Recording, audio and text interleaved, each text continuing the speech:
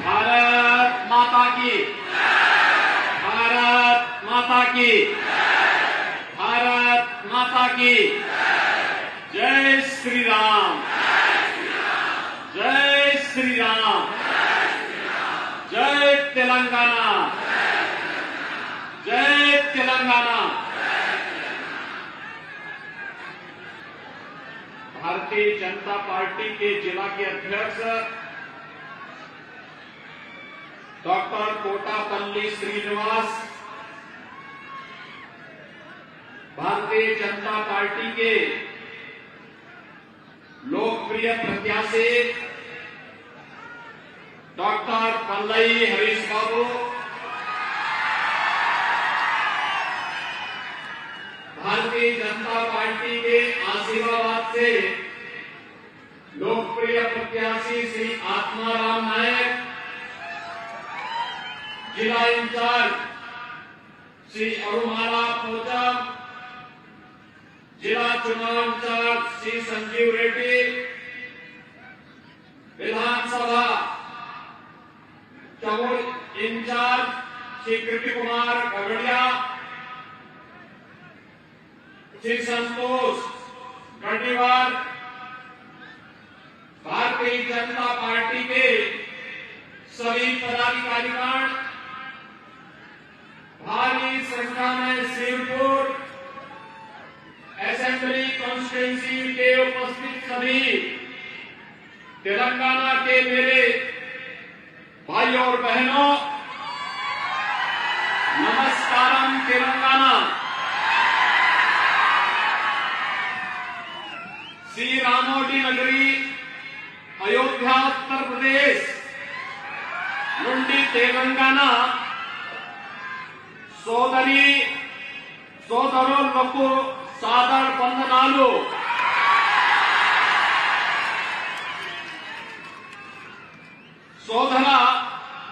సోదరి మనులారా అందరికీ నమస్కారం।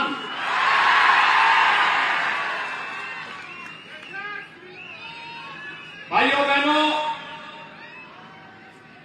श्री राम की नगरी अयोध्या उत्तर प्रदेश से आकर के आप सभी तेलंगाना के भाइयों और बहनों से मिलकर के मुझे अत्यंत आनंद की अनुभूति हुई है।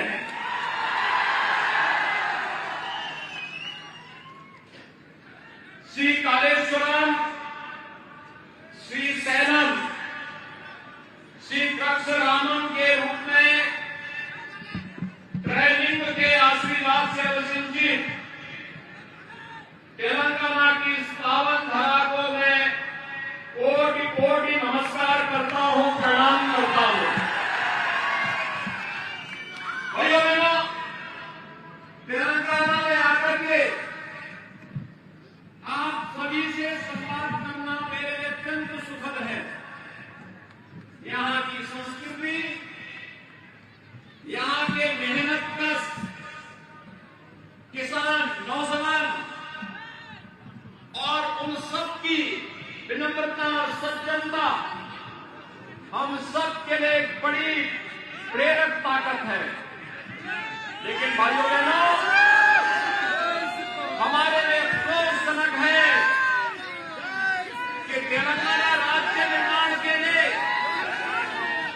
जिन लोगों के सहयोग से तेलंगाना राज्य का निर्माण हुआ था, आज केसीआर के नेतृत्व में बीआरएस की सरकार यहां की जनता का शोषण का कारण बन चुकी है, यहां की अराजकता का कारण बन चुकी है। एक ऐसा राज्य जो प्रकृति और परमात्मा की असीम कृपा प्राप्त किया है, वह अपनी पहचान और अपने अधिकारों के लिए तरस रहा है। भाइयों बहनों, तुष्टीकरण की राजनीति का सबसे गंदा खेल आज तेलंगाना में देखा जा सकता है। समाज को बांटने के लिए कोई सरकार किस हद तक जा सकती है, या हमने यहां देखा है जब तेलंगाना की बीआरएस सरकार के द्वारा मुस्लिम आरक्षण की घोषणा की जाती है। भाइयों बहनों, ये मुस्लिम आरक्षण हमारे दलित बंधुओं को, वंचितों को, अनुसूचित जाति, अनुसूचित जनजाति, एससी, एसटी, इन सभी कैटेगरी को, पिछड़ी जाति के लोगों को उनके हकों से वंचित करने की साजिश का हिस्सा है।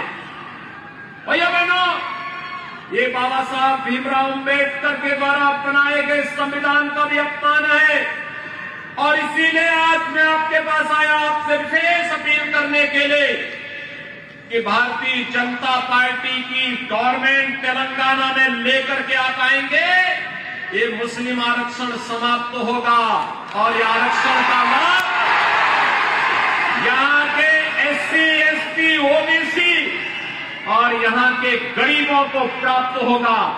मुस्लिम आरक्षण संविधान विरोधी है, किसी भी स्थिति में इसको लागू नहीं होने देना चाहिए, लेकिन बीआरएस और कांग्रेस मिलकर के देश को एक नए विभाजन की ओर ले जाना चाहती है और आपके हकों पर कुठाराघात करना चाहती है और इसीलिए आज हम सब यहां पर आए हैं।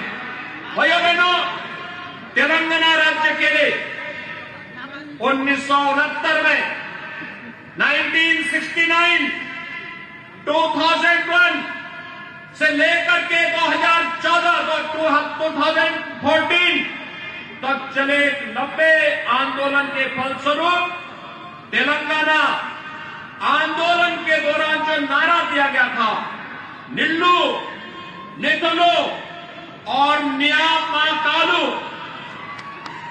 लेकिन सत्ता में आने के बाद केसीआर ने तेलंगाना आंदोलन के द्वारा किए गए वादों को ही भूल गए। जब तेलंगाना बना था भाइयों बहनों, तब तेलंगाना रेवेन्यू सरप्लस राज्य था। आज तेलंगाना 3 लाख करोड़ रुपए के कर्जे में फंस चुका है। याद करिए, आज बीआरएस का मतलब है भ्रष्टाचार, रिश्वतखोरी समिति, यानी बीआरएस का मतलब है भ्रष्टाचार, रिश्वतखोरी समिति और यहां के नौजवानों के साथ, यहां के किसानों के साथ, यहां के महिलाओं के साथ बीआरएस आज यहां पर धोखा करने का कार्य कर रही है। भाइयों बहनों, इसीलिए मैं कहता हूं, तेलंगाना के मुख्य मुद्दों यानी नीलू, निधुलू और न्यायपाकालू को पूरा करने में केसीआर पूरी तरह विफल रहे हैं। नीलू यानी पानी आज तेलंगाना में अवैध धन का स्रोत बन गया है। चाहे वह कालेश्वरम के नाम पर राज्य की सभी लंबित परियोजनाओं को ठंडे बस्ते में डाल दिया गया हो, या फिर पलामारू रंगारेड्डी लिफ्ट सिंचाई योजना का मुद्दा हो, जिसे अब केंद्र सरकार ट्रिब्यूनल बना करके हल करने का प्रयास कर रही है। निधुलू यानी पैसा, परिवारों ने बैंकों से पैसा निकाल लिया है, जिसके चलते अमीर राज्य एक ऋण राज्य बन गया है। आज यहां पर केवल कर्जा है, राज्य पे कर्जा है। हर बच्चा पैदा होता है, यहां की सरकार की गलत नीतियों के कारण वह कर्ज के बोझ से दबा हुआ होता है। जो हाल आज तेलंगाना का है, भाइयों बहनों, वैसा ही 2017 के पहले उत्तर प्रदेश का भी हुआ करता था। याद करिए, 2017 के पहले उत्तर प्रदेश में हर दूसरे दिन एक दंगा होता था, महीनों महीनों कर्फ्यू चलता था।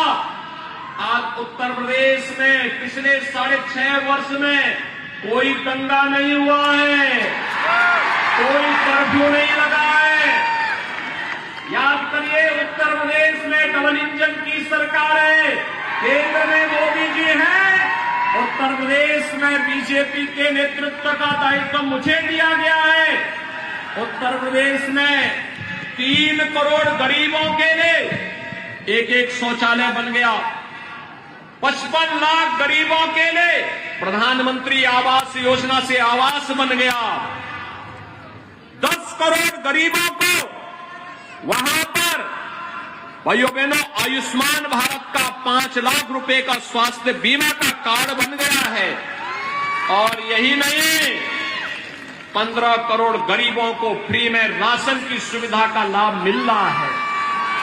भाइयों बहनों, वहां पर 6 लाख गरीबों, 6 लाख नौजवानों को हमने सरकारी नौकरी दे दी है। और 1 करोड़ 61 लाख नौजवानों को उत्तर प्रदेश में जो निवेश हुआ है, उस निवेश के माध्यम से रोजगार के साथ जोड़ने का काम भी किया है। उत्तर प्रदेश में 2 करोड़ 52 लाख किसान प्रधानमंत्री किसान सम्मान निधि का लाभ भी ले रहे हैं। लेकिन भाइयों बहनों, आपके तेलंगाना में यहां का नौजवान भटकने के लिए मजबूर है। यहां का किसान आत्महत्या करने के लिए मजबूर है, क्योंकि यहां की सरकार केवल शोषण कर रही है। यहां पे पेपर लीक की घटनाएं हो रही है। आप मुझे बताइए कि जो मुख्यमंत्री और जो सरकार परीक्षा नहीं करा सकती, क्या वे राज्य का संचालन कर सकती है क्या? भाइयों बहनों, आपने देखा होगा मोदी जी के नेतृत्व में, मोदी जी ने गत वर्ष कहा था 10 लाख नौकरी देंगे, 6 लाख नौकरी अब तक दे दिए हैं। और भाइयों बहनों, बहुत शीघ्र 4 लाख नई नौकरी भी इनके माध्यम से आ रही है। फुल प्रूफ व्यवस्था है, सभी लोगों को इसके लिए लाभ मिल रहा है। भाइयों बहनों, आज तेलंगाना में चाहे वह बीआरएस हो या कांग्रेस या बीएसपी, ये सब एक ही थैले के चट्टे बट्टे हैं, कोई अलग नहीं है। ये सभी एक साथ जुड़े हुए हैं। इसलिए आपने देखा होगा कांग्रेस से जो विधायक चुने गए थे, वे बीआरएस का सपोर्ट कर रहे थे और उनका एक विधायक मंत्री भी बन गया था। एक दूसरे से मिलकर के चुनाव लड़ रहे हैं। दोनों पार्टियों के पास सहयोगी के रूप में एक कॉमन फ्रेंड है, और कॉमन फ्रेंड का नाम है MIM। MIM आप देखते होंगे ना, वह भी कॉमन है। दोनों जिस तरीके से बोलने का प्रयास करते हैं, और उनके कारण आज तेलंगाना यहां पर निजाम से मुक्ति के दिवस को नहीं मनाने देती है यहां की सरकार। भाइयों बहनों, भारतीय जनता पार्टी ने आपसे वायदा किया है, बीजेपी की गवर्नमेंट तेलंगाना में लेके आइए और तेलंगाना में लेकर आकर के निजामशाही से मुक्ति दिवस को एक राष्ट्रीय दिवस के रूप में मनाने के लिए भारतीय जनता पार्टी यहां की जनता जनार्दन के साथ मिलकर के कार्य करेगी। और भाइयों बहनों, इसीलिए आज हम सब आपके पास आए हैं कहने के लिए, प्रधानमंत्री मोदी जी के नेतृत्व में आज हम एक नया भारत देख रहे हैं। यह भारत वैश्विक मंच पर जिसका सम्मान बढ़ा है, यह भारत जिसने वैश्विक मंच पर 142 करोड़ लोगों को सम्मान दिलाया है, यह भारत नया भारत है जिसमें सम्मान भी है तो सीमाओं की सुरक्षा भी है। आज कोई दुश्मन भारत की तरफ टेढ़ी निगाहों से नहीं देख सकता है। भारत आज के दिन पर छेड़ता नहीं, लेकिन अगर कोई भारत के अंदर आतंकी वारदात को अंजाम देता है तो भारत उसको छोड़ता भी नहीं है। आज यह भारत है, नया भारत। इस भारत में गरीबों का कल्याण भी है। भाइयों बहनों, अगर कांग्रेस की गवर्नमेंट होती तो क्या कोविड के दौरान कोरोना महामारी का जो वैक्सीन आया था, क्या कांग्रेस वैक्सीन दे पाती? नहीं दे पाती। कांग्रेस फ्री में राशन की सुविधा का लाभ दे पाती? मोदी जी 3.5 वर्ष से फ्री में राशन दे रहे हैं और अगले 5 वर्ष तक ये राशन की सुविधा लगातार जनता जनार्दन को मिलता रहेगा। भाइयों बहनों, मोदी जी के कारण इंफ्रास्ट्रक्चर के नए नए कार्य आ रहे हैं। कहीं हाईवे, कहीं रेलवे, कहीं एयरपोर्ट, कहीं एम्स, कहीं आईआईटी, कहीं आईआईएम, कहीं हर घर नल की योजना लागू हो रही है। कहीं पर अन्य तमाम कल्याणकारी योजनाओं को लागू करने का कार्य भी किया जा रहा है। और इसीलिए आज मैं आपके पास आया हूं कि मोदी जी के नेतृत्व में गरीब कल्याण भी है। उनके एजेंडे में भाइयों बहनों विकास के कार्य भी हैं, इंफ्रास्ट्रक्चर के बड़े बड़े कार्य भी हैं। वो देश की सुरक्षा भी कर रहे हैं, देश का सम्मान भी कर रहे हैं और आपकी आस्था का भी सम्मान कर रहे हैं। मुझे बताइए, अयोध्या में राम मंदिर का निर्माण क्या एक कांग्रेस और बीआरएस के लोग कर पाते? आज हो रहा है ना अयोध्या में राम मंदिर से, आप भी खुश है ना? और इसलिए भाइयों बहनों में यहां पे आपके बीच आया हूं आपसे कहने के लिए, बीएसपी ने भी यहां पे अपना प्रत्याशी उतारा है और मैंने सुना है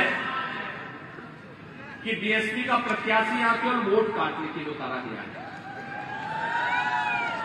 एक तरफ कांग्रेस और बीआरएस बाबा साहब डॉक्टर भीमराव अंबेडकर जी के बनाए संविधान का अपमान करने पे उतारू है। संविधान में अनुसूचित जाति जनजाति के लोगों के लिए आरक्षण की व्यवस्था है और उनके आरक्षण पर डकैती डाल करके मुस्लिम आरक्षण की घोषणा इन्होंने मिलकर के यहां करवा दी। ये बाबा साहब भीमराव अंबेडकर का अपमान है। ये कांग्रेस और बीआरएस और बीएसपी यहां पे केवल एक दूसरे को मदद करने के लिए खड़े हैं। उत्तर प्रदेश असेंबली में 403 सीट है, बीएसपी के पास 1 सीट है, मात्र 1, ओनली 1। जब उनका खोटा सिक्का यूपी में, जब यूपी में नहीं उनका विजेता पता है तो उनका खोटा सिक्का क्या तेलंगाना में चलेगा क्या? कहीं मत चलने देना। बाबा साहब भीमराव अंबेडकर को सम्मान मोदी जी ने दिया है, पंचतीर्थ मोदी जी ने बनाए हैं और इसलिए भाइयों बहनों, बाबा साहब भीमराव अंबेडकर का कल संविधान बनाने का दिन है 26 नवंबर। याद रखना, 26 नवंबर की तिथि को संविधान दिवस के रूप में मोदी जी ने मान्यता दी है, प्रधानमंत्री मोदी जी ने मान्यता दी है और इसलिए बाबा साहब भीमराव अंबेडकर के प्रति श्रद्धा और सम्मान का भाव रखने वाला हर व्यक्ति भारतीय जनता पार्टी के समर्थन में अपना सहयोग करेगा। और इसीलिए आज मैं आपके पास आया हूं भाइयों बहनों आपसे कहने के लिए, भारतीय जनता पार्टी ने अपने प्रत्याशी यहां पर आपके बीच में उतारे हैं। मेरी आप सबसे अपील होगी कि भाइयों बहनों, बीजेपी ने गेलिपिस्तम नव तेलंगाना शिष्टताम मी वोटू कमलम गुर्तुके कोरु तनुनानु। और भाइयों बहनों, इसके लिए मैं आपके पास आया हूं कहने के लिए, बीजेपी रावानी बंगारू तेलंगाना स्वप्नम साकरी चाली। मैं भाइयों बहनों आप सबसे अपील करने के लिए आया हूं, भारतीय जनता पार्टी ने डॉक्टर पल्लई हरीश बाबू को सीडपुर से अपना कैंडिडेट बना करके आपके बीच में उतारा है। ये हमारे प्रत्याशी हैं यहां से और श्री आत्माराम नायक हैं आसिफाबाद से। भाइयों बहनों, श्री आत्माराम नायक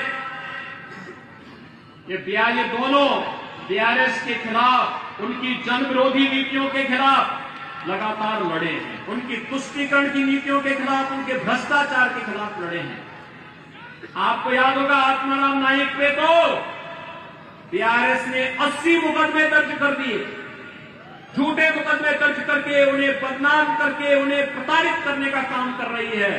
लेकिन आने दीजिए बीजेपी की गवर्नमेंट को। भाइयों बहनों, इसका हिसाब भी बराबर चुकता होगा।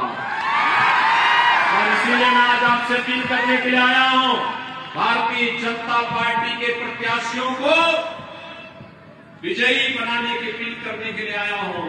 और बदले में मैं आपसे अपील करने के लिए आया हूं, कांग्रेस के लोग और उनके सहयोगी कहते थे ना कि अयोध्या में राम मंदिर नहीं बन पाएगा, बोलते थे ना। और हम पहले से कहते थे कि मोदी है तो मुमकिन है, बोलते थे ना। भाइयों बहनों, आज अयोध्या में डबल इंजन की सरकार है, वहां विकास भी है, सुरक्षा भी है, कोई कर्फ्यू नहीं है, कोई दंगा नहीं है, कोई गुंडागर्दी नहीं है, रोजगार भी, नौजवानों के लिए नौकरी और रोजगार भी है, किसान का सम्मान भी है, गरीब का कल्याण भी है। और भाइयों बहनों, उत्तर प्रदेश आज रेवेन्यू सरप्लस राज्य भी बनकर के उभर गया है। उत्तर प्रदेश में राम मंदिर का निर्माण भी हो रहा है। और 22 जनवरी 2024 को प्रधानमंत्री मोदी जी के कर कमलों से अयोध्या में रामलला विराजमान होने जा रहे हैं। 22 जनवरी 2024 को के बाद शिरपुर और आसिफाबाद से कितने लोग हैं जो अयोध्या आने के इच्छुक हैं? अयोध्या कितने लोग आना चाहेंगे? भाइयों बहनों, आप सबका मैं अभिनंदन करता हूं और मैं आपसे अपील करता हूं कि आप शिरपुर से पी हरीश बाबू को और आसिफाबाद से श्री आत्माराम नाईक को कमल चुनाव चिन्ह से विजयी बना करके भेजिए। और ये लोग जाएंगे, तेलंगाना विधानसभा में जाएंगे और 22 जनवरी के बाद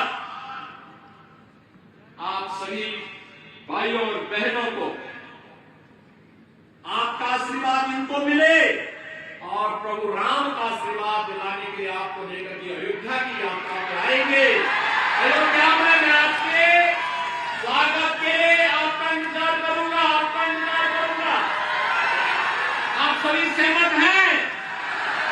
सभी लोग सहमत हैं? तो मेरे साथ बोलेंगे भारत माता की